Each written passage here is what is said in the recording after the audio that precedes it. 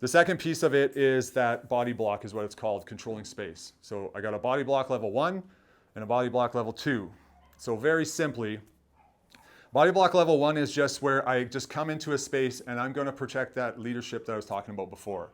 So we go into your facility, there's dogs everywhere. I walk in, I want to communicate that authority or status, or at least like I'm not going to do what you want on your beck and call. You got to figure out how to make these hands work.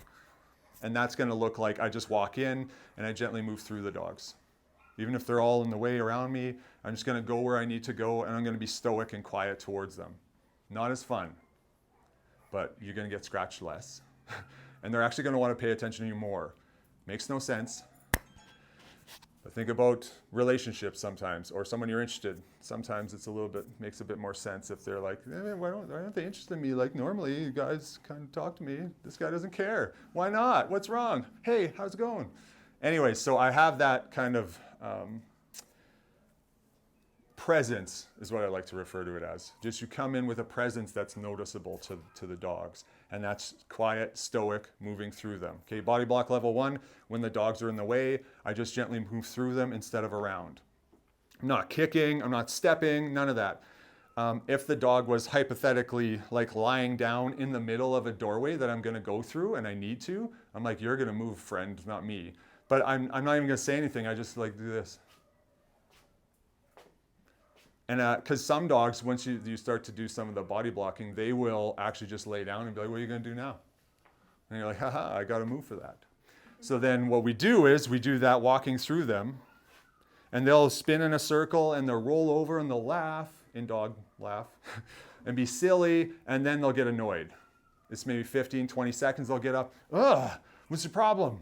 You're not hurting them, you're just being like, they're like, no, this is not a tactic that's going to work, friend. And then they get up and you're like, go. And then they walk away. The end. I'm not physically doing anything to the dog other than putting my feet underneath and then getting irritated by it. Body block level 1. Move through the dogs when they're in the way instead of around. Okay? The body block level 2 is a little bit different, where essentially I'm going to corral the dog out of a space. So let's pretend there's a watering station in your facility, where all the dogs go to have a drink, and one of them standing by it, and they're like watching, and their back's facing the watering station, and they're like on guard. And you're like, no, it's not your water, bro. So I go towards that dog, and the water's behind him, and I'm gonna kind of scooch in between, like, go. And I corral the dog away with my personal space bubble. We have one, right?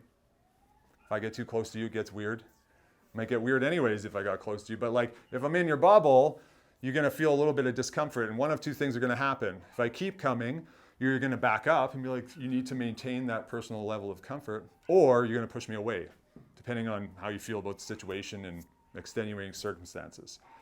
99% of dogs will just back away. So I'm using that body block as a little bit of a motivation of it makes me feel uncomfortable, like, go away, sir. So they just back away. It becomes the path of least resistance. If I move towards, they're like, oh, okay, fine. I don't know why and what's going on in their head, but I know that I can reduce the frequency of an undesirable behavior when they're doing it if I body block them away from it. It's like something resonates. They're like, oh, you didn't like that? Oh, okay. And then they walk away. Great example is like barking through a window. Front window, in your home, dog's barking its face off, people are yelling from behind, hey, stop it, shut up. And then the dog doesn't stop. I'm like, get up. Don't just yell. They think you're barking with them. I don't know what they're thinking, but they might, right? They're like, my human hates you too. So I'm like, get up and walk in between them and the window. And then when you corral this way, you're like, go. And then you use your body bubble to corral them back until they're like, what? And you're like, stop it. And they're like, okay. So you can convey what you want, which is to stop barking in that circumstance, but there's no negative downside. I'm not hitting the dog, I'm not being physically rough with them, so I'm not gonna do any wear and tear. But it's clear, my body language is clear in a way that they understand. I didn't like that, back off. And they're like, oh, okay, that's clear. So we're gonna use similar tactics, in theory, you could, in your facility.